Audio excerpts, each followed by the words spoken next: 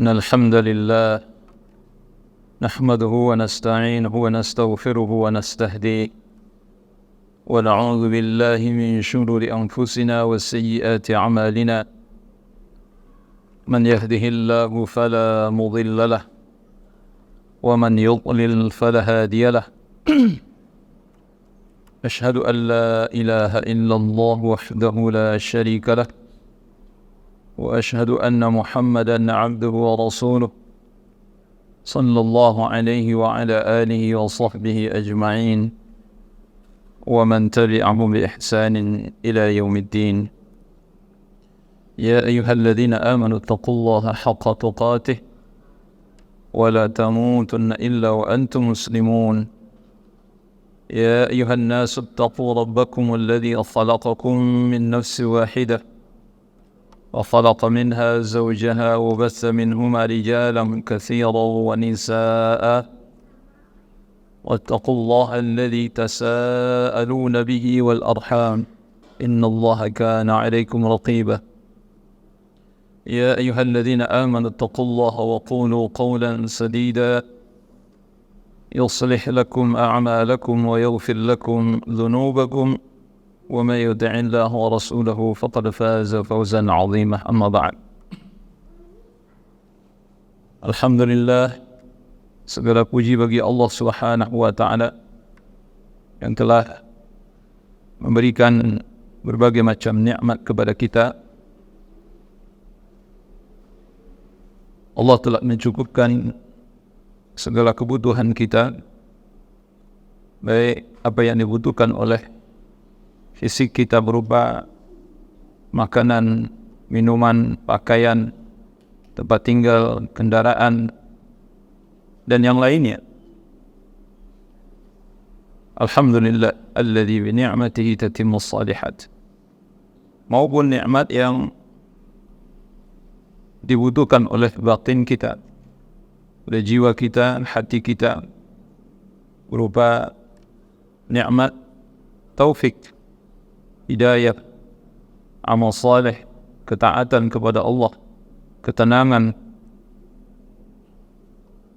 dan diselamatkan dari berbagai macam dosa dan maksiat. Dan ini adalah nikmat yang paling besar dalam diri kita yang diberikan oleh Allah Subhanahu wa taala. Dengan nikmat inilah kebaikan-kebaikan lahir dari diri kita. Inilah yang mendorong kita untuk melakukan kebaikan-kebaikan yang diperintahkan oleh Allah Subhanahu wa taala. Dan ini juga nikmat yang menghalangi kita dari melakukan perbuatan dosa dan maksiat yang dilarang oleh Allah Subhanahu wa taala. Alhamdulillahilladzi bi ni'matihi tatimmus shalihat. Segala puji bagi Allah Subhanahu wa taala yang dengan nikmat-nikmat ini menjadi sempurnalah segala kebaikan yang Allah berikan kepada kita. Bapak dan Ibu rahmati Allah, salat dan salam untuk Nabi kita Muhammad sallallahu alaihi wasallam. Semoga senantiasa tercurah untuk beliau, keluarga beliau, para sahabat radhiyallahu anhum ajma'in. Pada kesempatan ini kita akan melanjutkan bahasan kita dari kitab Ad-Da' wa Dawa, masih menjelaskan tentang problematika yang terkait dengan doa atau doa. Ya. Kita sudah sampaikan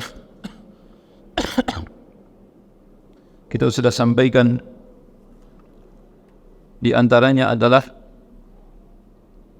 perkara-perkara yang berhubungan dengan doa. Di antaranya adalah rahasia-rahasia dari doa. Ini sudah kita sampaikan. Bagaimana rahasia doa di sisi Allah Subhanahu wa taala yang wajib diketahui oleh setiap mukmin agar doanya didengar oleh Allah Subhanahu wa taala, agar dia selalu memakai doa, menggunakan doa, agar dia selalu husnudzan kepada Allah Subhanahu wa taala dengan doa yang dia panjatkan. Oleh karena itu, rahasia-rahasia ini harus diketahui oleh setiap muslim. Karena ketika seorang muslim tidak memahami apa yang menjadi rahasia dari satu ibadah yang dia lakukan, atau rahasia dari doa yang dia panjatkan kepada Allah Subhanahu wa taala, maka bisa jadi doa ini tidak akan dipakai. Sebagaimana apa yang kita sampaikan pada pertemuan yang lampau, betapa banyaknya orang-orang yang tertipu, orang-orang yang salah di dalam memahami tentang doa, akhirnya mereka meninggalkan doa. Bapak dan Ibu rahmati Allah Subhanahu wa taala. Di antaranya apa yang dikaitkan dengan takdir misalnya.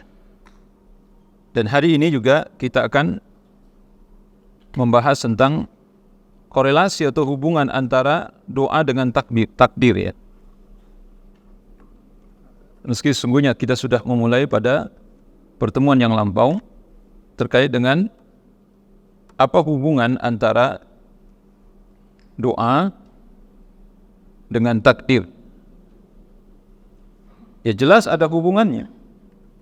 Tetapi orang-orang yang tidak memahami antara doa dengan takdir ini, maka dia salah di dalam mengamalkannya. Jadi kalau tidak memahami apa hubungan antara doa dengan takdir, maka dia salah dalam mengamalkan. Apa yang terjadi? Puncaknya adalah mereka meninggalkan doa. Mereka bahkan meninggalkan ikhtiar ketika berbicara tentang takdir. Nah, inilah pemahaman kita yang keliru tentang takdir. Jadi kalau Allah sudah takdirkan, apa gunanya kita berikhtiar? Apa gunanya doa? Ketika Allah Subhanahu wa taala berkehendak terhadap sesuatu terjadi terhadap diri kita, maka kita usaha atau tidak usaha, dia akan terjadi karena Allah sudah takdirkan terhadap diri kita.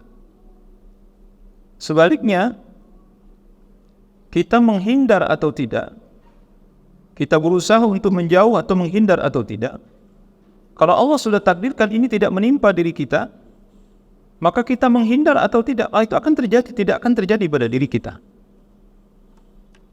Bapak Ibu rahmati Allah Subhanahu wa taala. Nah, ini yang dikatakan oleh Imam Ibnu Qayyim rahimahullahu taala. Pernyataan ini kalau tidak didalami betul dengan dalil, maka sampai di situ saja, maka kita akan tertipu. Kita akan tertipu. Kenapa? Karena mereka meyakini ya kalau ini sudah ditakdirkan oleh Allah, kamu usaha atau tidak, dia akan terjadi.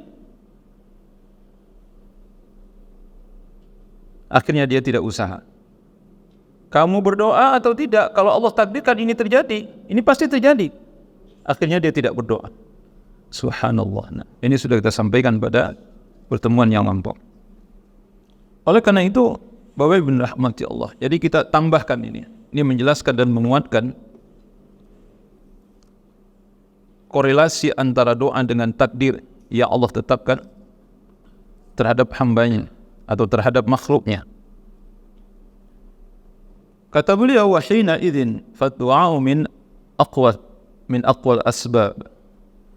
Maka setelah menjelaskan bagaimana tertipunya orang-orang yang meyakini bahwa tanpa ikhtiar, kalau Allah sudah takdirkan pasti akan terjadi. Tanpa doa, kalau Allah takdirkan pasti terjadi, maka dia akan terjadi. Betapa tertipunya orang-orang ini. Dan setelah menjelaskan itu, apa kata beliau? Maka doa adalah sebab yang paling kuat sebenarnya untuk mendapatkan apa yang kita inginkan, untuk mendapatkan takdir yang kita tuju. Bapak Ibu rahmati Allah Subhanahu wa taala. Hasil dari doa atau hasil dari ikhtiar itu kan takdir. Dan kita lupa bahwa doa itu juga takdir. Ikhtiar yang kita lakukan itu juga takdir. Nah, ini yang kita kadang-kadang melupakannya atau mungkin tidak paham dengan hal itu. Fa idza qaddara wuqu' al-mad'u bihi bid-du'a lam yasihha. Jadi apabila telah ditakdirkan terjadi apa yang didoakan itu, apa yang diinginkan itu, fad-du'a lam yasih ay yuqal la faidata fid du'a. Maka mereka mengatakan bahwa tidak ada gunanya berdoa. Jadi apa manfaatnya? La faidata fid du'a. Tidak ada faedah berdoa. Subhanallah. Nah, ini Bapak Ibu rahmati Allah Subhanahu wa taala yang kita sampaikan pada pertemuan yang lampau. Kemudian beliau mengungkapkan satu riwayat misalnya, sahabat atau para sahabat adalah orang-orang yang paling mengetahui, yang paling paham. Sahabat adalah orang yang paling berilmu dari umat Rasulullah sallallahu alaihi wasallam. Ya. A'lamal ummati billahi wa rasulih. Para sahabat adalah orang yang paling berilmu tentang Allah dan Rasulnya sallallahu alaihi wasallam. Wa afqahahum fi dinihi. Dan orang yang paling paham tentang agama ini. Kanu aqwama bihadha as-sabab wa syuruti wa adabihi min ghairihim. Dan para sahabat adalah orang yang paling disiplin, ya, di dalam melaksanakan doa ini, melakukan sebab-sebab ini, maksudnya di dalam berdoa ini, memperhatikan syarat-syaratnya, adab-adabnya, dan yang lainnya, dibandingkan dengan selain dari para sahabat. Siapa selain dari para sahabat? Orang-orang yang datang setelahnya, termasuk kita. Jadi kalau kita dibandingkan dengan sahabat, maka untuk doa saja, dengan kita ngomong doa saja, ibadah-ibadah yang lain tentu mereka lebih hebat dibandingkan dengan kita. Doa saja mereka adalah orang yang paling kuat, ya, hatinya, jiwanya dengan ibadah ini, dengan sebab ini. Jadi dengan sebab doa, maka mereka melakukan doa, ya, itu lebih hebat dibandingkan dengan yang lainnya.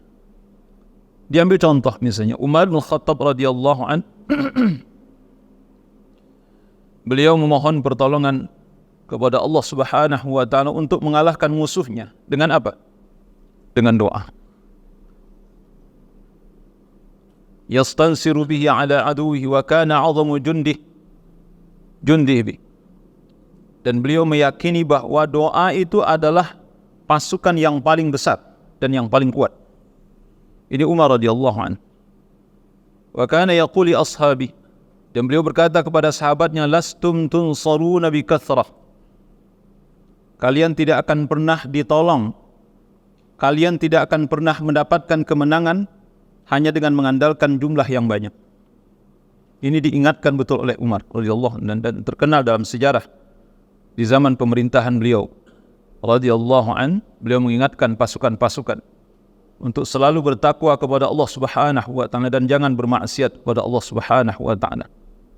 Karena dengan bertakwa kepada Allah kalian akan ditolong dan akan dimenangkan oleh Allah. Dan kalau kalian bermaksiat kepada Allah, kalian akan dikalahkan dan tidak akan ditolong oleh Allah Subhanahu wa taala. Dan tidak lupa berdoa kepada Allah Subhanahu wa taala. Wa innama tunsaruna minas sama'. Akan tetapi kata beliau, kalian ditolong oleh Allah Subhanahu, kalian ditolong atau kalian dimenangkan itu datangnya dari langit. Wa kana yaqul inni la ahmilu hammal ijabah walakin hammad du'a. Kata Umar radhiyallahu an, yang aku pentingkan, yang penting bagiku bukan hasil dari doa, tapi yang penting bagiku adalah berdoa. Nah, ini penting ini Bapak Ibu rahmati Allah. Ini kalimat ini kalau tidak dipahami dengan baik, apa maksudnya itu? Tak sedikit dari kita yang kadang-kadang malas ogah-ogahan berdoa, tapi kita ingin mendapatkan hasil yang baik. Tak sedikit dari kita ogah-ogahan dalam berikhtiar, tapi kita ingin mendapatkan hasil yang maksimal. Ya nggak bisa. Maka kata beliau, fa idza ulhimtum du'a fa innal ijabah ma'ah. Kata beliau rahimahullahu taala, apabila kalian telah diilhamkan atau diberi ilham oleh Allah untuk berdoa, maka sesungguhnya doa kalian akan dikabulkan oleh Allah Subhanahu wa taala. Pengabulan doa itu ada bersama ilham Allah terhadap diri kalian berdoa kepada Allah Subhanahu wa taala. Apa maksudnya? Jadi ikhtiar itu yang nomor satu sebenarnya. Nah, ikhtiar di sini adalah doa. Dan ini betul dalam kehidupan kita sehari-hari, Bapak Ibu rahmati Allah. Tak sedikit dari kita menginginkan hasil yang baik. Kita ingin cepat dapat hasil, tapi berdoa malas. Mana doa yang kita panjatkan kepada Allah Subhanahu wa taala? Mana kesungguhan kita di dalam berdoa kepada Allah Subhanahu wa taala? Kalau pakai ini gimana? Ini jadi konsentrasi, jadi ini bisa nggak? Coba.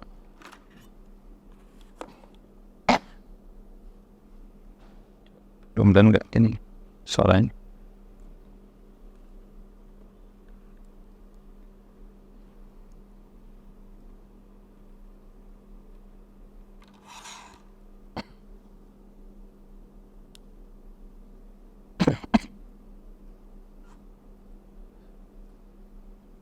Bapak Ibu rahmati Allah Subhanahu wa taala.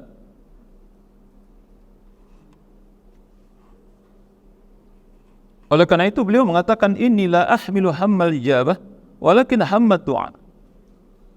Jadi yang penting atau yang aku pentingkan, kata beliau, itu bukan hasil dari doa. Tapi yang aku pentingkan, yang aku dahulukan, yang aku prioritaskan itu aku berdoa kepada Allah. Karena kalau kalian sudah dimudahkan oleh Allah untuk berdoa, maka insya Allah kalian akan segera mendapatkan hasil dari doa itu. Tapi kalau kalian tidak diberi ilham atau tidak dimudahkan oleh Allah untuk berdoa, maka kalian tidak akan pernah mendapatkan hasil. Dan ini fakta dalam kehidupan kita sehari. Kita beri contoh kepada diri kita masing-masing saja. Itu terjadi pada diri kita. Kita berharap hasil yang baik, hasil yang maksimal, cepat, memuaskan, tapi kita malas berdoa. Lihatlah waktu-waktu yang mustajabah antara azan dan iqamah tidak dimanfaatkan.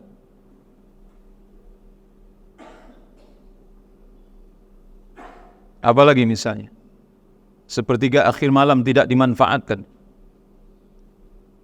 Dan kebanyakan dari umat Islam tidak bangun di sepertiga akhir malam, tidak salat tahajud. Bagaimana akan mendapatkan hasil? Jadi tidak bersungguh-sungguh di dalam berdoa. Nah, kata Umar radhiyallahu anhu, aku bersungguh-sungguh dalam berdoa. Adapun hasilnya itu terserah Allah Subhanahu wa taala. Jadi kalau kita sudah bersungguh-sungguh dalam berdoa, kita melakukan doa dengan benar, maka Allah akan mengabulkan doa. Faman ulhimat du'a faqad urida bihil ijabah. Barang siapa yang telah diilhamkan oleh Allah untuk berdoa, maka Allah menginginkan doanya terkabul. Allah akan mengabulkan doanya. Fa innallaha subhanahu yaqul ud'uni astajib lakum. Berdoalah kalian, aku kabulkan. Nah, ini kata-kata pasti dari Allah Subhanahu wa taala. Siapa yang berdoa, Allah kabulkan. Jadi persoalannya kenapa urusan kita tidak kunjung selesai? Apa yang kita inginkan tidak kunjung terjawab. Karena bisa jadi doa kita itu setengah-setengah. Kita tidak sungguh-sungguh dalam berdoa. Kita tidak terus-menerus dalam berdoa. Kita tidak banyak berdoa. Bapak dan Ibu rahmati Allah Subhanahu wa taala. Kemudian Allah juga katakan, "Wa idza sa'alaka 'ibadi 'anni fa inni qarib ujibu da'watad da'i idza da'an." Apabila hamba-hambaku bertanya kepada engkau tentang aku, maka katakan sesungguhnya aku sangat dekat. Aku akan mengabulkan doa orang yang berdoa apabila mereka berdoa. Apabila mereka berdoa, aku kabulkan doanya, kata Allah Subhanahu wa taala. Bapak dan Ibu rahmati Allah Subhanahu wa taala. Nah, ini kan jelas sekali ya. Sehingga doa ini betul-betul menjadi silah dia, menjadi senjata ampuh bagi kaum muslimin. Bapak dan Ibu rahmati Allah Subhanahu wa taala. Ini sejalan dengan apa yang disabdakan oleh Nabi sallallahu alaihi wasallam dari sahabat Abu Hurairah radhiyallahu anhu, "Man lam yas'alillah yaghdab alaih." Man lam yas'alillah yaghdab alaih. Barang siapa yang tidak meminta kepada Allah, maka Allah akan murka kepadanya. Kemudian dijelaskan, fahadha yadullu ala adna ridha'ahu fi su'ali wa ta'atihi. Ini artinya apa, kata beliau? Hadis ini menjelaskan kepada kita bahwa ridha Allah Subhanahu wa taala itu terdapat pada permintaan kita dan permohonan kita, ketaatan kita kepadanya. Maka Allah ridha. Jadi kalau kita meminta, kita beribadah kepada Allah, doa ini adalah ibadah. Dan Allah Subhanahu wa taala sangat senang kalau kita meminta kepadanya. Dan itu mendatangkan ridha Allah Subhanahu wa taala. Dan ini merupakan satu ketaan, wa idza radiya Rabb tabaraka wa taala fa kullu khairin fi ridha. Maka apabila Allah tabaraka wa taala telah ridha, maka seluruh kebaikan itu ada dalam ridhanya. Kama anna kulla bala'in wa musibatin fi ghadabihi wa ma'siyatihi. Sebaliknya, kata beliau, sebagaimana bala, musibah itu terjadi karena murkanya dan maksiat yang kita lakukan. Bapak Ibu rahmati Allah Subhanahu wa taala. Jadi kalau kita tidak berdoa, itu maksiat. Kita tidak berdoa kepada Allah, itu maksiat. Setelah kita berusaha seharian, tapi kita tidak berdoa kepada Allah, itu maksiat. Bapak bekerja dari pagi sampai sore, enggak berdoa secara khusus kepada Allah untuk meminta rezeki yang halal, itu maksiat. Bapak Ibu telah bermaksiat kepada Allah. Allah suruh minta. Nah, kalau Allah memandang ini satu maksiat, maka yang ada adalah kemurkaan Allah Subhanahu wa taala. Ya pasti apa yang kita inginkan tidak dikabulkan oleh Allah Subhanahu wa taala. Bapak dan Ibu rahmati Allah. Imam Ahmad bin Hanbal rahimahullah taala di dalam kitabnya Az-Zuhd, ya, beliau mengatakan ada satu asar, anallah, aku adalah Allah. Ini dalam satu asarnya hadis qudsi, aku adalah Allah, la ilaha illa ana, tidak ada ilah yang berhak diibadahi dengan benar kecuali aku.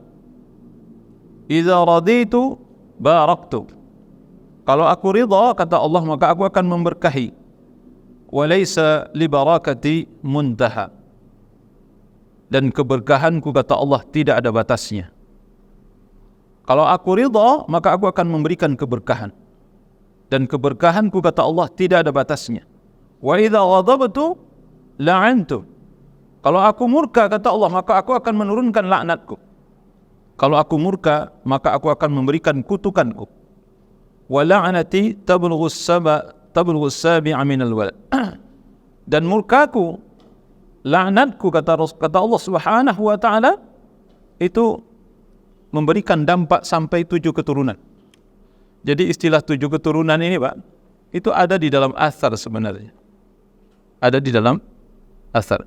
Jadi ini harta kekayaan kayaknya enggak habis nih 7 turunan misalnya seperti ini. Kata-kata 7 turunan itu ternyata ada sejak dari ribuan tahun yang lampau, itu sudah ada di dalam ini asar. Yang terdapat dalam kitab Az-Zuhd yang diriwayatkan oleh Imam Ahmad bin Hanbal rahimahullahu taala. Bapak dan Ibu rahmati Allah Subhanahu wa taala. Oleh karena itu kata beliau, persoalan ini, jadi persoalan bahwa kita harus berikhtiar, harus berdoa kepada Allah Subhanahu wa taala untuk mendapatkan sesuatu yang kita inginkan. Ini adalah sejalan dengan akal yang sehat. Laqad dalla al-aqlu wan-naqlu wal-fitratu wa tajaribul umam. Ini sejalan dengan akal sehat, dengan dalil naql, maksudnya dari Al-Quran, Sunnah Nabi SAW, dan fitrah manusia, serta pengalaman-pengalaman orang-orang terdahulu dari berbagai macam suku bangsa mereka, jenis mereka, kita dilahirkan oleh Allah Subhanahu wa taala bersuku-suku, berbangsa-bangsa. Ala anna taqarruba ila Rabbil alamin, keyakinan mereka sama bahwa mendekatkan diri kepada Rabbul alamin wa talaba mardatih, dan mencari ridhanya, wal birra wal ihsana ila khalqihi min a'zamil asbab al jaliba li kulli khair. Berbuat baik kepada seluruh makhluknya atau melakukan kebaikan kepada makhluknya, ini merupakan sebab yang paling besar, sebab yang paling menentukan dari segala kebaikan yang akan diterima untuk meraih kebaikan. Bapak Ibu rahmati Allah. Dan itu bisa kita buktikan ya, baik itu secara akal, secara dalil, secara fitrah, secara pengalaman atau pengalaman-pengalaman umat-umat terdahulu. Bisa kita lihat ini. Bapak dan Ibu rahmati Allah Subhanahu wa taala. Sehingga Allah Subhanahu wa taala menghubungkan atau mengaitkan hasil kebaikan fi dunya wal akhirah dengan hasil keburukan fi dunya wal akhirah. Jadi maksudnya kebaikan dunia akhirat itu dikaitkan dengan kebaikan fi dunya wal akhirah. Kemudian keburukan di dunia dan di akhirat di dalam kitabnya Alal A'mal itu dihubungkan dengan amal, dengan perbuatan kita. Jadi kebaikan dunia dan akhirat dihubungkan dengan amal. Keburukan dunia akhirat itu dikaitkan dengan amal oleh Allah Subhanahu wa taala dalam Al-Qur'an Karim. Di antaranya kalau kita lihat di sini ayat-ayat yang disebutkan oleh Imam Ibn Qayyim rahimahullahu ta'ala, terdapat dalam surah Al-A'raf misalnya. Bapak dan Ibu rahmatullah, falamma atau amma nuhu anhu qulna lahum kunu qiradatan khasi'in. Dalam surah Al-A'raf 166. Ini tentang melampaui batas atau dosa yang dilakukan oleh Bani Israel ketika mereka melanggar larangan Allah Subhanahu wa taala untuk menangkap ikan atau memancing ikan pada hari Sabtu ya. Falamma atau amma nuhu anhu, ketika mereka telah melampaui batas dari apa yang telah dilarangkan dari mereka, apa yang dilarang dari mereka, maka kata Allah Subhanahu, qulna lahum kunu qiradatan khasi'in. Maka kata Allah Subhanahu wa ta'ala, kami katakan kepada mereka, jadilah kalian kera yang hina. Jadi tidak mungkin orang tiba-tiba dikutuk menjadi kera, dirubah menjadi kera. Apa salahnya? Itu kan pasti ada hubungan sebab akibat sebenarnya. Ini yang kita sebutkan dari awal. Jadi tidak ada segala sesuatu yang terjadi di muka bumi ini tanpa sebab. Itu enggak ada.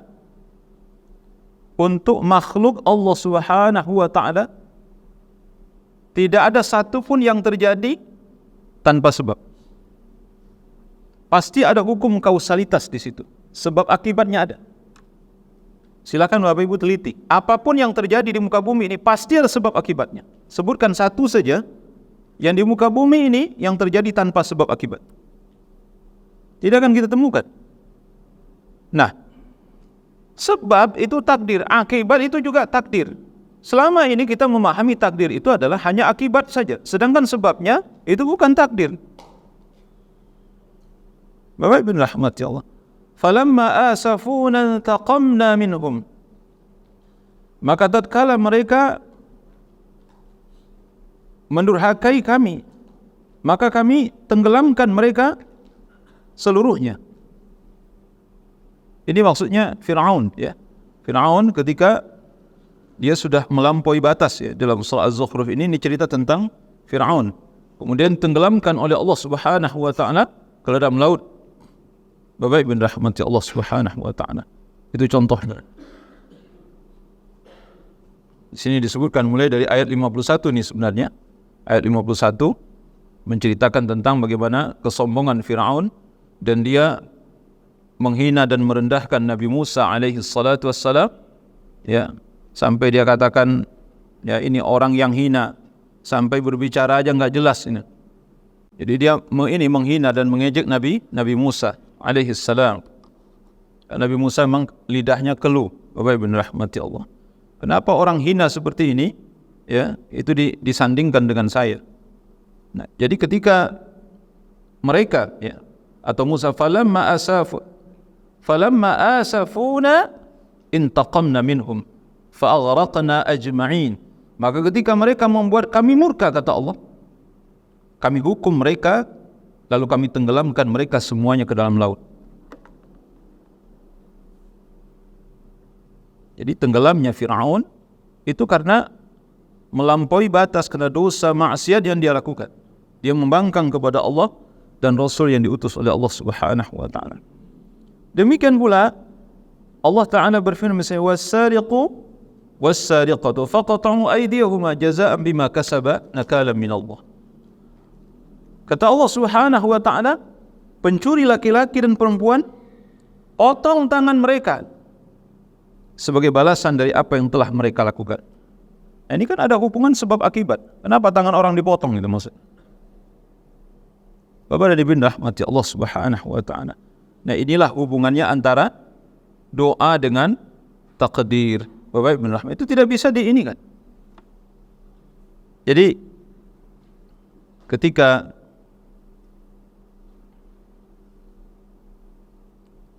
terjadi di zaman Umar bin Khattab radhiyallahu anhu,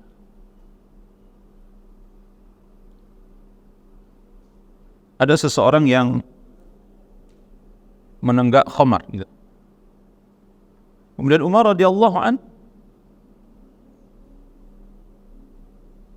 menegakkan hukum cambuk, ya, dihad gitu. Ya.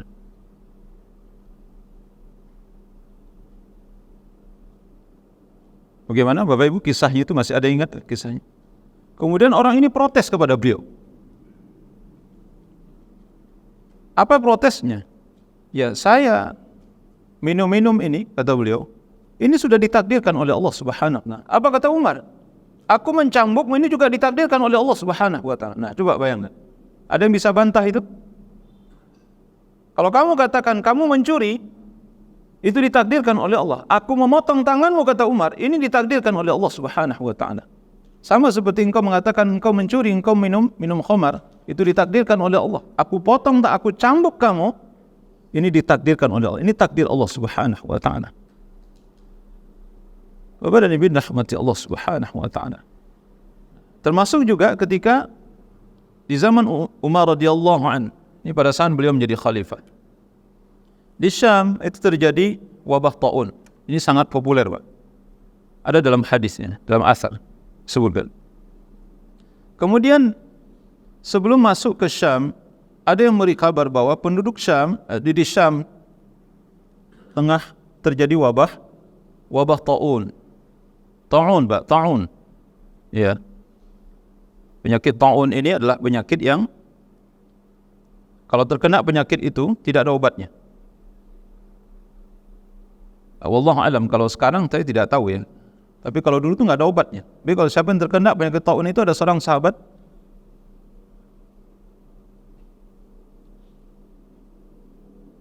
Abdullah siapa? Nama sahabat Ubaidah bin Jarrah. Itu terkena penyakit taun kemudian diwafatkan oleh Allah Subhanahu wa ta'ala karena penyakit taun itu. Ini sahabat ya, salah satu sahabat yang dijamin masuk surga oleh Rasulullah sallallahu alaihi wasallam, kena penyakit taun, tidak ada obatnya, meninggal dan syahid beliau. Kemudian kata Umar, kalau begitu kita tidak jadi ke Syam. Kita tidak jadi ke Syam. Apa kata sahabat yang lain? Kenapa wahai Amirul Mukminin? Kenapa kita harus khawatir? Bukankah kalau Allah takdirkan kita tidak kena, walaupun kita masuk ke Syam, kita tidak akan kena penyakit taun?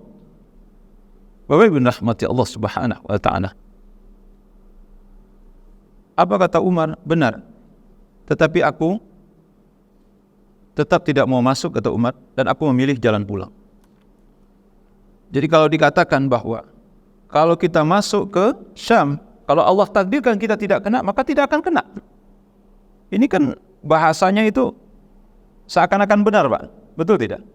Itu seakan-akan benar perkataan ini. Apa kata Umar? aku memilih takdir Allah untuk kembali ke Madinah. Dan insya Allah takdir ini itu lebih baik daripada takdir memaksakan diri masuk ke Syam. Mana yang lebih berbahaya, Bapak Ibu? Masuk ke Syam atau kembali ke Madinah? Kembali ke Madinah. Kalau masuk ke Syam, dia akan terkena penyakit taun. Kemudian datanglah Abdurrahman bin Auf radhiyallahu anhu pada saat itu. Aku mendengar Rasulullah sallallahu alaihi wasallam, kalau kalian mendengarkan ada di satu daerah atau satu kaum terkena penyakit taun, maka jangan kalian masuk di dalamnya. Apa kata Umar radhiyallahu anhu? Alhamdulillah, segala puji bagi Allah. Padahal beliau tidak pernah mendengarkan hadis itu dari Nabi SAW. Tapi apa yang dilakukan oleh Umar, itulah tindakan yang benar.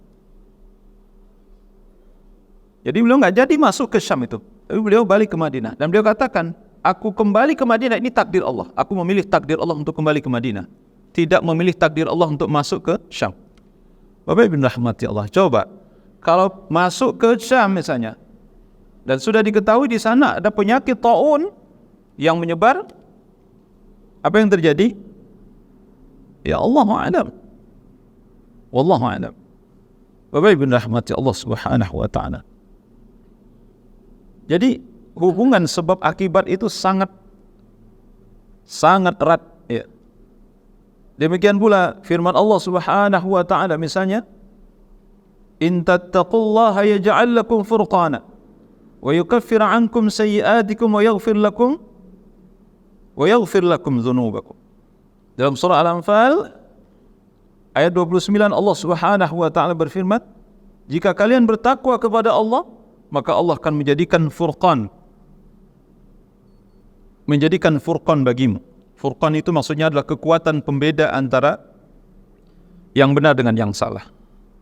Kalau kalian bertakwa kepada Allah, maka kata Allah, Allah akan jadikan furqan, kekuatan pembeda mana yang benar, mana yang salah dalam diri kalian. Nah, itu kan ada hubungan sebab akibat.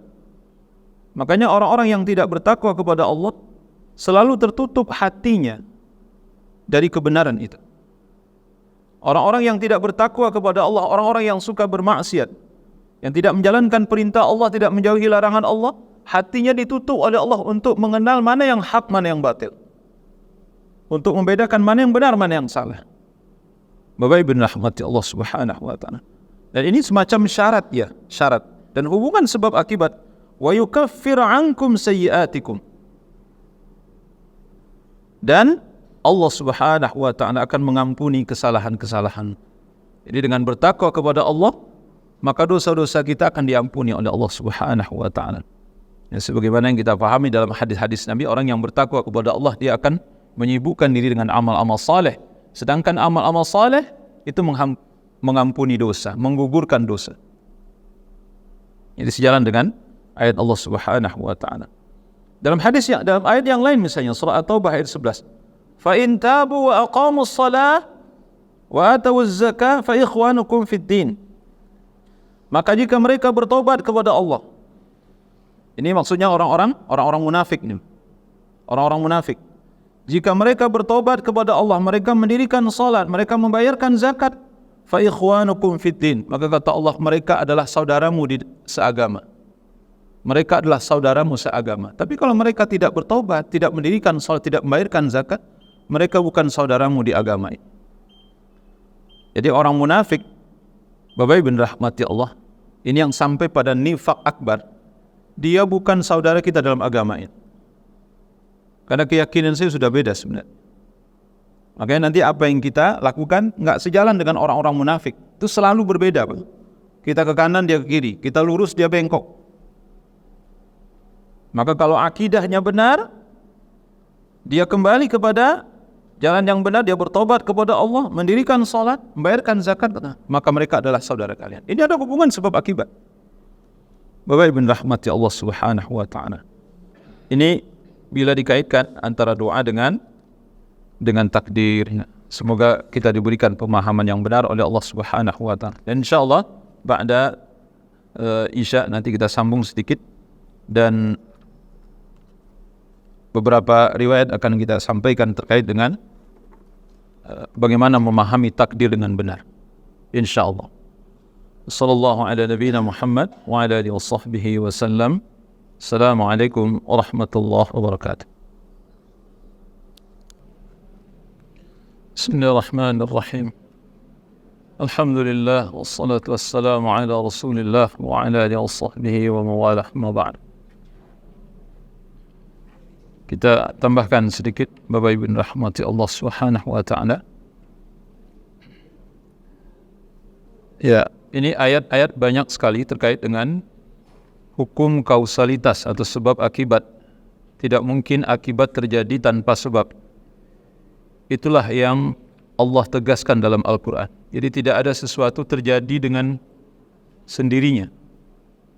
Tidak ada sesuatu terjadi tanpa sebab, itu tidak ada. Allah pasti membuat sebabnya. Jadi sesuatu terjadi pasti ada sebabnya. Jadi Allah menciptakan akibat didahului dengan menciptakan sebab. Itu yang wajib kita yakini dan kita pahami. Karena tidak ada sesuatu yang terjadi dengan sendirinya.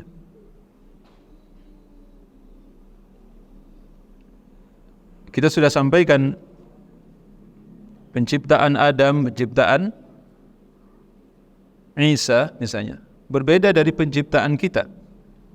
Tapi tetap ada sebab. Betul bahasanya, idza arada Allahu bi syai'in idza arada Allahu syai'an ay yaqul lahu kun fayakun. Betul. Tapi tetap oleh Allah Subhanahu wa taala ada sebabnya. Ketika Allah takdirkan akibat, pasti Allah telah mendahului menakdirkan sebabnya. Dan ini wajib menjadi keyakinan bagi kita supaya kita tidak salah dalam memahami, ya, terutama sekali hubungannya antara ikhtiar dengan hasil dari ikhtiar kita, atau doa, atau hasil antara doa dengan hasil dari doa kita. Bapak Ibu rahmati Allah, beliau mengatakan, balil faqihu kullu al-faqih alladhi yaruddul qadar bil qadar. Maka orang yang paham akan perkara ini, kata beliau, setiap orang yang paham pasti akan menolak takdir dengan takdir. Itu bahasanya. Dia akan menolak takdir dengan takdir. Dia akan mengantisipasi takdir dengan takdir, melawan takdir dengan takdir. Bal la yumkinu lil insani ay ya'isha illa bidzalik. Bahkan tidak mungkin bagi kita manusia ini bisa hidup tanpa melakukan hal itu. Jadi maksudnya melakukan ada hukum sebab akibat itu. Bagaimana kita akan makan kalau kita tidak mencari makan, mencari minum? Ya, bagaimana kita akan kenyang kalau kita tidak makan? Bagaimana kita akan hilang dari rasa dahaga kita kalau kita tidak minum? Bagaimana kita akan mendapatkan anak kalau kita tidak menikah dan berhubungan badan dengan istri kita? Ini yang sudah kita jelaskan sebelumnya. Jadi tidak mungkin kita bisa hidup tanpa adanya sebab akibat ini. Bapak dan Ibu rahmati Allah Subhanahu wa taala. Nah, mungkin barangkali kita terpengaruh dengan apa? Dengan hadis Nabi sallallahu alaihi wasallam, tapi kita tidak memahaminya dengan baik dan benar. Ali radhiyallahu anhu meriwayatkan dari Nabi sallallahu alaihi wasallam, Rasulullah sallallahu alaihi wasallam bersabda terkait dengan takdir. Kata Ali, annahu kana fi janazatin fa akhadha 'udan yankuthu fil ard. Nabi sallallahu alaihi wasallam sedang mengikuti penyelenggaraan jenazah salah seorang dari sahabat. Kemudian Nabi sallallahu alaihi wasallam mengambil sepotong kayu, sepotong ranting, dan beliau memukul-mukulkan ke tanah. Kemudian beliau bersabda, kata Ali, ma minkum min ahadin illa wa qad kutiba maq'adahu minan nar atau minal jannah. Tak seorang pun dari kalian, kata Nabi sallallahu alaihi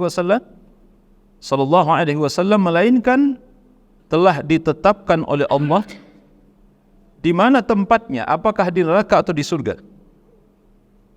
Dan murad yang lain disebutkan, tak seorang pun dari manusia ini melainkan Allah telah tetapkan apakah dia bahagia atau dia celaka, apakah dia di dalam surga atau dia di neraka. Sahabat bertanya kepada Nabi SAW, "Ya Rasulullah, afala nattakil?" Wahai Rasulullah SAW, kalau begitu kami menyerah saja kepada nasib. Ya, kalau sudah ditentukan di mana tempat kami, apakah kami di surga atau di neraka? Apakah kami ini termasuk dengan ahlus sa'adah atau ahlus syaqawah? Apakah kami ini akan bahagia atau kami celaka? Ya sudah, kalau begitu kita menyerah saja pada nasib. Bapak dan Ibu rahmati Allah. Jadi kalau kita baca hadis sampai di situ, inilah yang membuat kita salah memahami tentang takdir. Apa kata Nabi SAW? Kata Nabi, i'malu. Kalian jangan menyerah, kata Nabi. Jangan kalian menyerahkan kepada nasib. Jangan kalian tidak beramal. Jangan kalian menyerah begitu saja, kata Nabi. Kalian harus beramal. Fakullu muyassarun. Kata Nabi SAW, fakullu muyassarun lima khuliqa lahu. Karena kata Nabi SAW, seluruhnya akan dimudahkan oleh Allah Subhanahu wa taala sesuai dengan tujuan diciptakan oleh Allah Subhanahu wa taala. Maksudnya sesuai dengan tujuan kemana Allah akan bawa orang-orang ini. Jadi setiap kita, Bapak Ibu rahmati Allah, sudah ditentukan kita ini masuk neraka atau masuk surga. Nah, kata Nabi SAW, kalian harus beramal. Seakan Allah akan menuntun kita kemana amal yang mudah bagi diri kita. Apakah amal yang menuju ke surga atau menuju ke neraka? Fakullun muyassarun lima khuliqa lahu. Setiap kalian, kata Rasulullah, akan dimudahkan oleh Allah kemana Allah maksudkan kalian, tempat kalian di akhir nanti. Bapak dan Ibu rahmati Allah Subhanahu wa taala. Kemudian Nabi SAW mengatakan, amma man kana min ahli sa'adah fayuyassaru li'amali ahli sa'adah. Adapun orang-orang yang akan masuk dalam golongan orang-orang yang bahagia, maka Allah akan mudahkan jalannya untuk memasuki golongan orang-orang yang bahagia ini. Maksudnya ahlul jannah. Wa amma man kana min ahli syaqawah fayuyassaru li'amali ahli syaqawah. Kalau seandainya orang ini termasuk dalam golongan orang-orang yang celaka, masuk neraka, maka akan dimudahkan oleh Allah dia melakukan amal-amal penghuni neraka. Maka Allah suruh kita untuk berusaha. Jadi kita harus beramal, tidak boleh tidak beramal. Kemudian Rasulullah SAW membacakan surah ayat yang terdapat dalam surah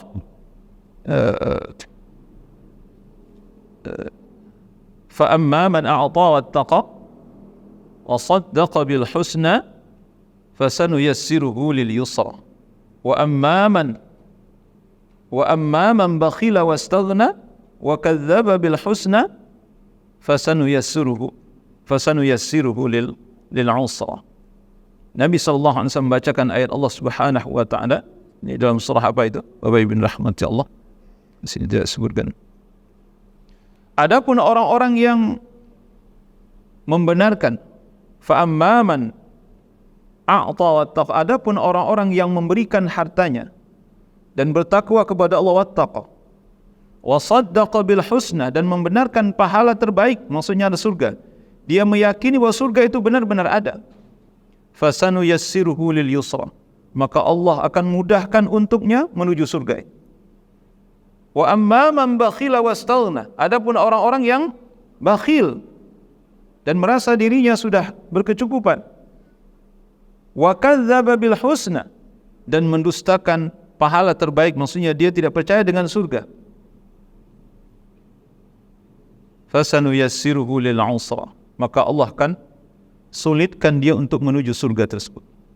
Allah akan susahkan jalannya, Allah akan sempitkan jalannya, Allah tidak buka jalannya untuk menuju surga itu. Allah susahkan dia menuju surga. Bapak dan Ibu rahmati Allah Subhanahu wa taala, hadis riwayat Imam Bukhari Muslim. Nah, jadi kita ini harus beramal gitu. Tidak bisa tiba-tiba masuk surga. Tidak bisa. Sebaliknya juga, tidak bisa tiba-tiba masuk neraka. Itu pasti ada sebabnya. Kenapa orang masuk surga? Ada sebabnya. Kenapa masuk neraka? Ada sebabnya. Kenapa orang bahagia? Ada sebabnya. Kenapa orang sengsara, menderita, celaka? Ada sebabnya. Bapak dan Ibu rahmati Allah. Nah, hubungan sebab akibat itu dua-duanya adalah takdir Allah Subhanahu wa taala. Oleh karena itu, Bapak Ibu rahmati Allah, kita ingatkan kembali dengan hadis Nabi sallallahu alaihi wasallam, la yaruddul qadar illa du'a. Tidak ada yang bisa merubah takdir kecuali doa. Itu Nabi sallallahu alaihi wasallam menyebutkan. Nah, hadis ini disahihkan dan dihasankan oleh para ulama hadisnya. Tidak ada yang bisa merubah takdir kecuali doa. Bayangkan kalau kita enggak berdoa, Pak. Jadi kita harus berdoa, wajib berdoa. Tidak bisa tidak berdoa. Tidak bisa kita meninggalkan doa. Wajib berdoa. Karena satu-satunya karena salah satu di antara yang menyebabkan takdir itu dirubah oleh Allah Subhanahu wa taala adalah doa. Bapak Ibu rahmati Allah. Ya, sebagaimana yang kita ketahui di dalam pembahasan takdir ya. Bapak Ibu rahmati Allah Subhanahu wa taala. Para ulama membagi takdir itu ada takdir am, ada takdir khas ya. Saya kira Bapak Ibu rahmati Allah sudah pernah mendengarkan kajian tentang hal ini. Ada takdir am, ada takdir khas. Takdir am ini takdir yang Allah Subhanahu wa taala tetapkan kepada seluruh makhluknya sejak dari zaman azali, seluruhnya. Itulah yang Allah sebutkan dalam satu hadis, misalnya dari sahabat Abdullah bin Amr bin As radhiyallahu anhuma, beliau mengatakan, aku mendengar Rasulullah sallallahu alaihi wasallam bersabda, kataballahu maqadir al-khalaiq qabla an yakhluqa as-samawati wal ard bi 50,000 sanah. Kata Nabi sallallahu alaihi wasallam, Allah telah menetapkan takdir untuk seluruh makhluknya sebelum Allah menciptakan langit dan bumi, yaitu sejak 50,000 tahun yang lampau. Allah menetapkan takdir untuk seluruh makhluknya 50,000 tahun yang lampau sebelum Allah menciptakan langit dan bumi. Dan hanya Allah yang tahu. Allahu a'lam. Nah, ini yang disebut dengan seluruh takdir makhluk Allah Subhanahu wa taala telah ditetapkan oleh Allah Subhanahu wa taala. Kemudian ada takdir khas. Takdir khas ini untuk manusia misalnya. Kalau kita ini kan kepada manusia. Takdir khas. Apa itu takdir khas? Takdir khusus. Itu dibagi oleh para ulama ada 3 takdir. Ini sedikit mengulang kembali masalah takdir ini supaya kita tidak ragu. Ada yang disebut dengan takdir umri. Apa itu takdir umri? Takdir umri adalah takdir yang ditetapkan oleh Allah ketika kita lahir. Ini nanti terdapat dalam hadis sahabat Abdullah bin Mas'ud radhiyallahu an yang meriwayatkan dari Nabi sallallahu alaihi wasallam, sesungguhnya kalian dikumpulkan di dalam rahim ibu kalian selama 40 hari berupa air, 40 hari berupa daging, darah, 40 hari berikutnya berupa daging, kemudian dibentuk oleh Allah dan ditiup ruh. Dan pada saat itulah Allah Subhanahu wa taala mengirim malaikat untuk menetapkan 4 takdir untuknya. Birizqihi wa ajalihi wa amalihi wa sa'idun syaqiyyun aw sa'idun. Dalam hadis riwayat Imam Bukhari Muslim. Bapak Ibn rahmati Allah. Nah, ini disebut dengan takdir apa? Takdir umri. Bapak Ibn rahmati Allah. Para ulama menyebutkan, Bapak Ibn rahmati Allah, nah ini takdir ya, takdir Allahu a'lam. Ini termasuk takdir yang bisa dirubah dengan doa. Kemudian dalam perjalanannya nanti ada disebut dengan takdir apa? Yang kedua, takdir sanawi. Apa maksudnya itu? Yani takdir yang ditetapkan oleh Allah Subhanahu wa taala itu terjadi di setiap tahunnya. di setiap tahunnya. Allah Subhanahu wa ta'ala menetapkan takdir bagi hambanya di setiap tahunnya. Jadi di setiap tahunnya itu Allah Subhanahu wa ta'ala menetapkan takdir, merubah takdir, menambah takdir untuk diri kita atau mengurangi takdir bagi diri kita, memperbaiki takdir atau mungkin memperburuk takdir bagi diri kita. Maka setiap tahunnya, Bapak Ibu rahmati Allah, sebenarnya ada perubahan yang terjadi pada diri kita, itu takdir Allah Subhanahu wa ta'ala. Bapak dan Ibu rahmati Allah Subhanahu wa ta'ala.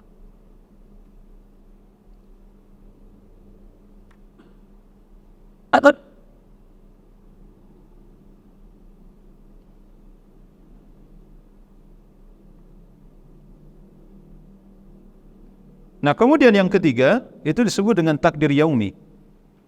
Takdir yaumi maksudnya adalah takdir yang Allah Subhanahu wa ta'ala tetapkan atau Allah Subhanahu wa ta'ala merubah-rubah takdir bagi hambanya itu setiap hari. Kulla yaumin huwa fi sya'an. Dalam surah Ar-Rahman misalnya Allah Subhanahu wa ta'ala menyebutkan setiap hari Allah mengurus hambanya, artinya mengurus persoalan hambanya. Jadi bisa jadi setiap hari kita berubah. Mungkin tidak terjadi pada diri orang lain. Setiap harinya ada perubahan-perubahan yang terjadi pada diri seseorang. Dan itu takdir Allah Subhanahu wa ta'ala. Dan perubahan itu terjadi tidak bisa dilepaskan dari usaha kita, ikhtiar dari kita, doa dari kita. Silahkan Bapak Ibu rahmati Allah rasakan pada diri kita ya. Kalau terjadi perubahan itu pasti ada ikhtiar yang kita lakukan, pasti ada doa yang kita lakukan, pasti ada sebab yang terjadi pada diri kita, maka terjadi perubahan. Karena kalau tidak akan ada perubahan. Allahu a'lam bissawab. Oleh karena itu, Bapak Ibu rahmati Allah, mari kita yakini bahwa takdir yang kita yakini sebagai satu akibatnya. Jadi akibat itu kita yakini sebagai satu takdir. Itu didahului oleh takdir sebab, atau ada takdir yang mendahului apa yang disebut dengan sebab. Oleh karena itu sebabnya ini tidak boleh kita tinggalkan. Apakah itu ikhtiar, ya, usaha yang harus kita lakukan, atau doa yang harus kita panjatkan kepada Allah Subhanahu wa ta'ala. Allahu a'lam bissawab. Ini bahasan kita untuk malam ini. Semoga bermanfaat insyaallah. Dan untuk bahasan yang akan datang masih hubungannya dengan takdir juga, Bapak Ibu rahmati Allah. Tapi ini hubungannya dengan kesuksesan seseorang di dalam mengamalkan takdir kita. Jadi kesuksesan seseorang atau keberhasilan seseorang di dalam mengkombinasikan antara ikhtiar dengan takdir, doa dengan takdir, ini akan kita bahas pada pertemuan yang akan datang. Ya, jadi ada beberapa syarat disebutkan oleh beliau di sini. Kalau terpenuhi syarat ini maka seseorang akan mendapatkan hasil yang maksimal dan dia akan bahagia dunia dan akhirat insyaallah. Allahu a'lam bissawab. Saya persilahkan Bapak Ibu kalau ada yang perlu kita diskusikan terkait materi. Fadhal.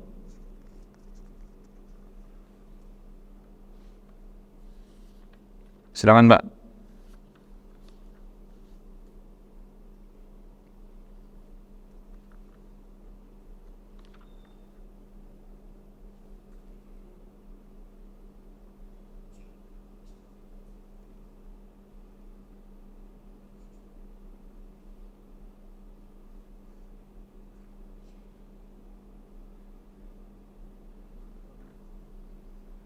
Ya? Ada Pak? Nggak ada, cukup jelas ya. Ya alhamdulillah. Alhamdulillah ya. Jadi ada dua kemungkinan ya. Tidak ada pertanyaan itu, ada dua kemungkinan. Yang pertama, penjelasannya sangat jelas. Yang kedua, mungkin nggak jelas sama sekali gitu. Bapak Ibu rahmati Allah, tapi insya Allah jelas ya Pak. Apa yang saya sampaikan insya Allah sangat jelas ya. Jadi kalimatnya kalau kita perhatikan banyak yang sifatnya penekanan, pengulangan dari apa yang disampaikan sebelumnya gitu. Dan inilah ya, jadi bahasa-bahasa para ulama itu mengikuti bahasa Al-Quran dan Sunnah. Bahasa Al-Quran dan Sunnah, kalau Bapak Ibu baca, itu kan pengulangan-pengulangan. Kalau baca Al-Quran itu mulai dari surah Al-Baqarah sampai surah terakhir, itu banyak pengulangan yang terjadi. Kalimatnya hampir-hampir mirip-mirip aja gitu. Nah, kalimat ini kan sudah ada tadi, diulang lagi. Penjelasan para ulama terkait dengan hal ini, yaitu banyak pengulangan. Apa faedahnya? Faedahnya untuk membuat kita supaya lebih paham, lebih mantap dalam hati kita. Oleh karena itu, Bapak Ibu rahmati Allah Subhanahu wa taala, ya, kalau kita lihat ya, antara satu penjelasan dari para ulama dengan penjelasan yang lain itu tidak jauh berbeda, hampir-hampir sama, selama mereka merujuk kepada dalil-dalil yang saleh, dalil-dalil naqal dari Al-Quran dan Sunnah Nabi Sallallahu Alaihi Wasallam. Nah, tapi beginilah pemahaman yang disampaikan oleh seorang ulama, yakni Imam Ibnu Qayyim rahimahullahu taala, hubungannya antara doa dan takdir. Oleh karena itu, sekali lagi Bapak Ibu rahmati Allah, jangan kita menyerah kepada nasib, menyerah kepada takdir. Yang orang kita ada yang menyerah kepada takdir atau menyerah kepada nasib, akhirnya enggak berubah, betul-betul tidak berubah. Ya Alhamdulillah, Bapak Ibu hidup di tengah-tengah orang yang mungkin barangkali senang berikhtiar, senang berdoa, sehingga kita tidak melihat ada keanehan yang terjadi. Tapi kalau Bapak afwan ya, pergi ke tempat-tempat tertentu, itu ada orang di sana itu seperti apa ya? Seperti orang-orang putus asa gitu. Jadi mereka berikhtiar itu ya seininya aja gitu. Akhirnya ya hidup mereka nggak ada perubahan. Tidak ada perubahan itu maksudnya dari dua sisi, baik itu sisi dunia maupun sisi akhiratnya, nggak ada perubahannya. Dari tahun ke tahun begitu terus, tidak ada perubahan. Nah, kita khawatir bisa jadi ini adalah akibat dari pemahaman dan keyakinan yang keliru. Ya sudahlah, sepertinya Allah sudah takdirkan saya seperti ini. Sudah, akhirnya dia akan menjalani kehidupan begitu terus. Dari tahun ke tahun, bahkan sudah melewati puluhan tahun, kehidupannya masih seperti itu juga. Baik itu kehidupan dunianya maupun kehidupan akhiratnya. Maksudnya kehidupan agamanya. Tidak ada perubahan. Silakan Bapak, Ibu, saya tidak mau menyebutkan tempatnya di mana, tapi biasanya itu di tempat-tempat jauh dari pendidikan, jauh dari agama, jauh dari siraman rohani. Rata-rata seperti itu. Ya mungkin barangkali di Jakarta ini ada yang model-model begitu. Allahu a'lam bissawab. Oleh karena itu, semakin kita cerdas, semakin kita memahami ini dengan baik, cerdas memahami antara hubungan ikhtiar dengan doa, ikhtiar dengan takdir, doa dengan takdir, maka insya-Allah kita akan mendapatkan takdir yang baik. Insya Allah kita akan mendapatkan takdir yang baik. Bapak Ibu rahmati Allah Subhanahu wa taala, sebagai penutup bahasan ini, ada seorang teman, dia mau nyusun skripsi. Kemudian dia udah usaha kian kemari, susah ternyata Pak, nyusun skripsi itu nggak mudah. Untuk mendapatkan gelar sarjana gitu maksudnya. Kemudian ada temannya yang ngasih tahu, kenapa nggak contek aja?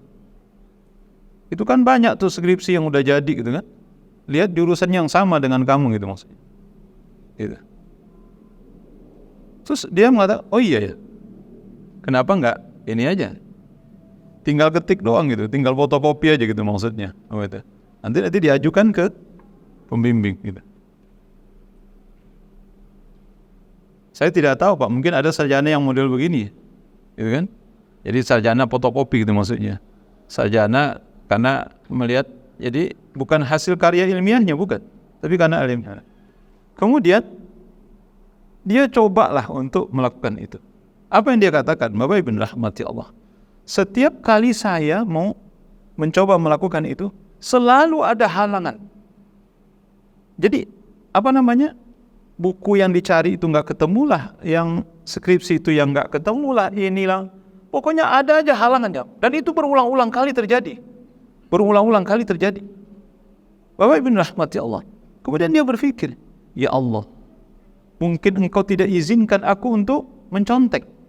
Engkau tidak izinkan aku untuk mengambil yang bukan hakku, menulis yang bukan hakku. Ini bukan haknya dia itu sebenarnya. Nanti dia dapat gelar sarjana karena mencontek, karena fotokopi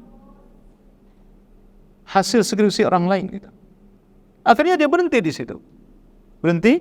Kemudian dia betul-betul berusaha berikhtiar sendiri, dan dengan izin Allah Subhanahu wa taala jadilah skripsi itu.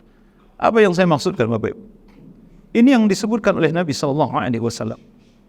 I'malu, beramallah kalian. Fa kullun muyassarun lima khuliqa lahu. Beramal, jangan sampai kalian tidak beramal, kata Nabi, karena setiap kalian akan dimudahkan oleh Allah untuk apa? Kemana arah kalian akan ditempatkan oleh Allah? Apakah kalian menjadi ahlus sa'adah atau ahlus syaqawah? Apakah kalian akan masuk neraka atau masuk surga? Bapak Ibu rahmati Allah. Nah, ini orang yang memahami takdir dengan benar gitu. Coba kalau dia paksakan, padahal Allah sudah bersulit dia untuk mencontek tadi itu. Artinya apa? Takdir untuk dia itu sebenarnya itu bukan mencontek itu. Takdirnya dia bikin skripsi sendiri, gitu maksudnya Pak. Itu yang benar. Itu yang Allah sebutkan. Setiap kalian akan dimudahkan oleh Allah, kemana kalian akan ditempatkan oleh Allah Subhanahu wa ta'ala. Apakah kalian akan menjadi penghuni surga atau penghuni neraka? Kalau kalian menjadi penghuni surga, akan dimudahkan oleh Allah untuk melakukan amalan-amalan surga. Tapi kalau kalian ditetapkan menjadi penghuni neraka, kalian akan dimudahkan oleh Allah untuk melakukan amalan-amalan penghuni neraka. Na'udzubillah min dzalik. Nah, ini ikhwan kita ini, Bapak Ibu rahmati Allah, sepertinya ya Allah alam, untuk saat itu ya maksudnya. Itu satu indikasi dari Allah bahwa dia dipersulit oleh Allah untuk mencontek. Justru Allah mempermudahnya setelah itu mengerjakan skripsi. Itu karya ilmiahnya. Bapak Ibu rahmati Allah Subhanahu wa ta'ala. Jadi kalau kita tidak memahami akan hal ini, bisa kita memaksakan diri. Akhirnya apa? Ya sudah, Allah mudahkan untuk melakukan maksiat. Yang tadinya Allah halangi, Allah persulit dia untuk melakukan maksiat itu. Selalu ada halangan untuk melakukan maksiat itu. Itu sudah sinyal dari Allah sebenarnya untuk dirinya. Takdirmu bukan kemari, sebenarnya itu maksud Allah. Tapi ini takdirmu. Tapi dia memaksakan diri terus untuk melakukan ini. Akhirnya ya sudah terbiasa dengan yang haram. Bapak Ibu rahmati Allah Subhanahu wa ta'ala. Dan na'udzubillah min dzalik. Kita berlindung kepada Allah. Semoga Allah menetapkan takdir yang baik untuk diri kita, dan Allah mudahkan kita untuk melakukan kebaikan. Bapak Ibu rahmati Allah. Allah mudahkan kita untuk melakukan kebaikan insyaallah. Sallallahu ala nabiyyina Muhammad wa ala alihi wa sahbihi wa sallam. Subhanakallahumma wa bihamdika. Coba. Assalamualaikum warahmatullahi wabarakatuh. Ya, silakan Pak.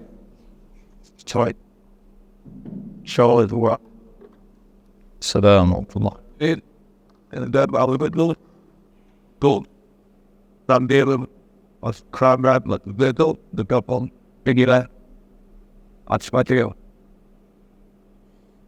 disebut tidak bagian monitoring understanding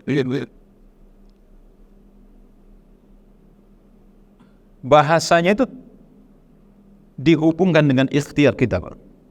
Dihubungkan dengan ikhtiar kita. Ya, berdoing dia betul. Dari manusianya. Itu benar, Pak. Nah, jadi ada yang berani bertambah, ada yang kira sering pada. Kalau kita berbicara tentang takdir, Pak, ada bahasa yang kadang-kadang tidak bisa kita bahasakan dari takdir itu. Ada yang kita tidak bisa membahasakannya. Dan rata-rata orang yang berakhir dengan takdir yang tidak baik itu, kalau Bapak perhatikan, itu rata-rata memang mereka tidak beramal.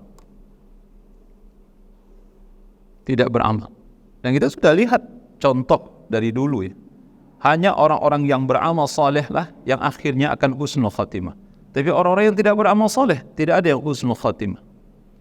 Kecuali ada kasus-kasus tertentu saja. Seperti pembunuh yang 99 orang.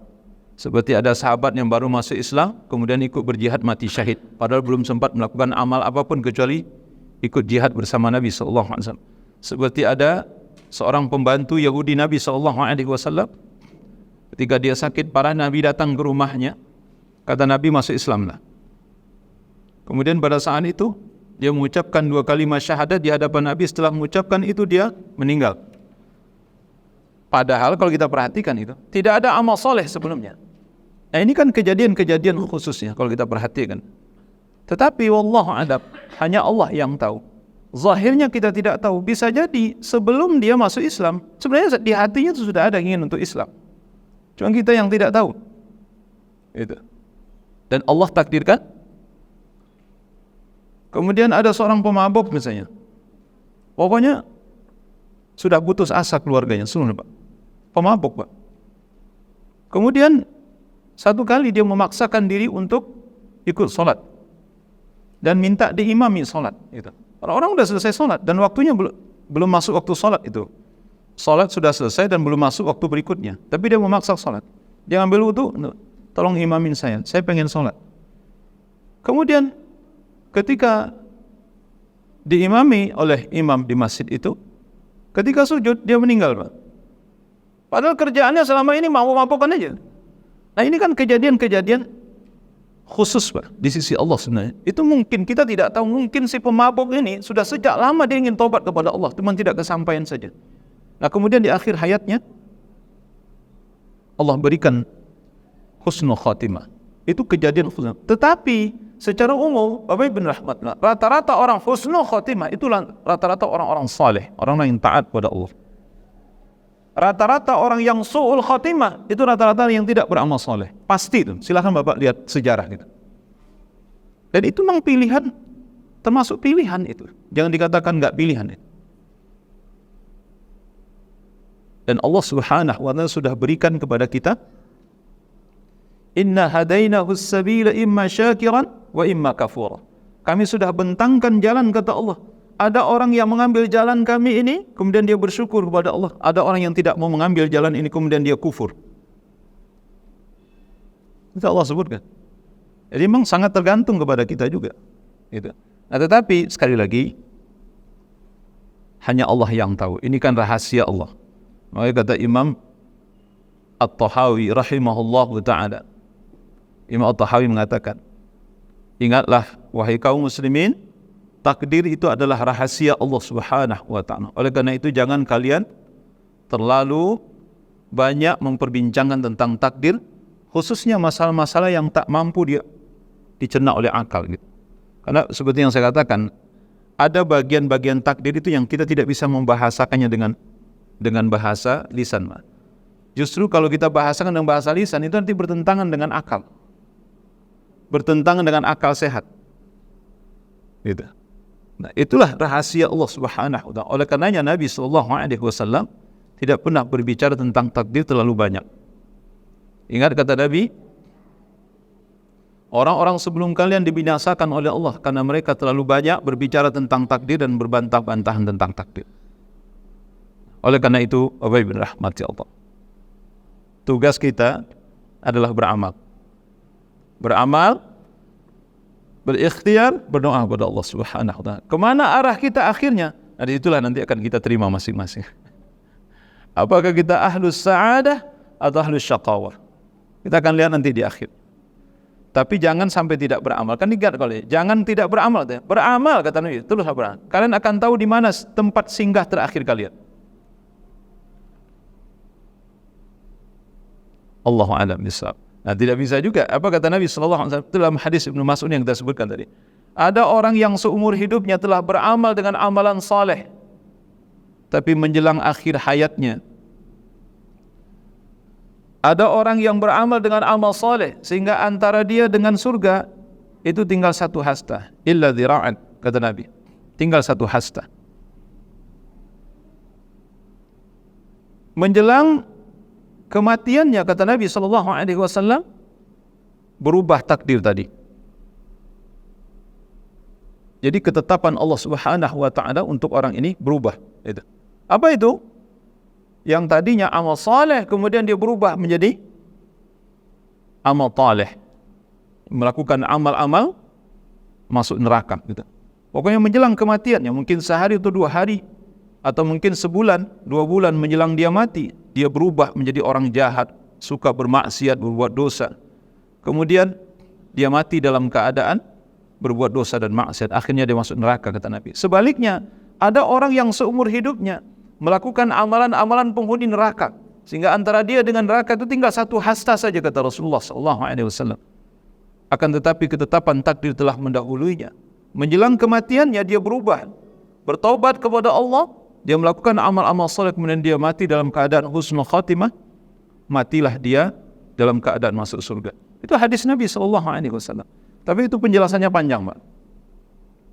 Penjelasannya itu kaitannya dengan takdir itu. Apa yang kita sampaikan. Tapi sekali lagi, kita tidak boleh putus asa.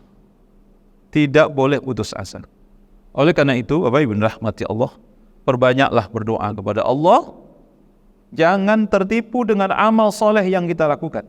Jangan kita merasa sudah soleh, sepertinya takdir saya ini, ya saya akan masuk surganya. Belum tentu juga. Itu hadis Nabi SAW menjelaskan kepada kita. Jadi tidak ada yang menjamin 100% bahwa kalau kita sudah beramal saleh kita akan masuk surga, itu belum tentu. Bisa jadi nanti kita berpaling dari Allah, kemudian kita melakukan amal-amal jahat, amal-amal penuh dengan dosa dan maksiat, akhirnya kita mati dalam keadaan su'ul khatimah. Na'udzubillah min dzalik. Sebaliknya, dalam kehidupan sehari kita jangan sekali-sekali melihat ada orang yang berbuat maksiat, jangan langsung dalam ini, wah ini penghuni neraka ini. Enggak boleh, Pak. Bisa jadi terbalik nanti. Dia menjadi penghuni surga, kita penghuni neraka jadinya. Na'udzubillah min dzalik. Ini hadis ini memberikan pelajaran begitu kepada kita. Dan itu takdir Allah Subhanahu wa Ta'ala. Nah kalau begitu, bagaimana? Bingung kita. Itu yang saya katakan tadi. Yang penting kita beramal. Apapun hasil akhirnya, kita serahkan kepada Allah Subhanahu wa Ta'ala. Allah yang Maha Tahu. Itu seperti yang saya jelaskan tadi, Pak. Itu hadisnya panjang ya, ada penjelasannya. Kenapa ada orang terlihat seperti beramal soleh tapi akhirnya su'ul khatimah? Satu di antara penyebabnya apa? Karena amal soleh yang dia lakukan itu dipenuhi dengan riya, sum'ah, ujub. Ternyata orang ini bukan orang soleh selama ini. Terlihat seperti orang soleh. Itu hadisnya sahih dari Nabi SAW. Nah, itulah gambaran takdir yang dijelaskan oleh Nabi SAW. Dan semoga kita bisa menjalani kehidupan ini sesuai dengan apa yang Allah inginkan, ya, mengikuti alur takdir yang Allah tetapkan terhadap diri kita. Tapi jangan lupa kita terus berikhtiar, terus beramal. Jangan melupakan doa kepada Allah Subhanahu wa Ta'ala, karena sekali lagi bisa jadi harusnya kita menjadi ahlus syaqawah, tapi kemudian berubah menjadi ahlus sa'adah. Wallahu a'lam bishawab, dengan doa yang kita panjatkan kepada Allah Subhanahu wa Ta'ala. Semoga bermanfaat. Wa sallallahu ala nabiyyina Muhammad wa ala alihi wa sahbihi wa sallam. Subhanakallahumma wa bihamdika asyhadu an la ilaha illa anta astaghfiruka wa atubu ilaik. Assalamualaikum warahmatullahi wabarakatuh.